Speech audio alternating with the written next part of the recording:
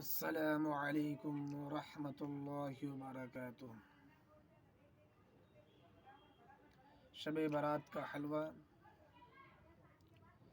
یعنی 15ویں شعبان کو حلوہ بنانے کی رسم کھلی ہوئی بدعت ہے۔ قرآن و سنت اور سلف صالحین سے اس کا کوئی ثبوت نہیں، اور یہ دعویٰ کہ اس دن اور اس تاریخ کو پیغمبر علیہ الصلاۃ والسلام نے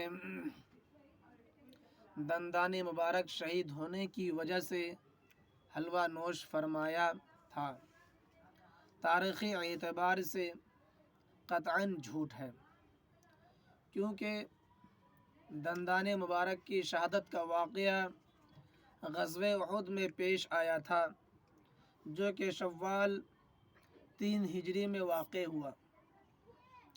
اس کا شعبان کے مہینے سے کوئی تعلق نہیں۔ نیز یہ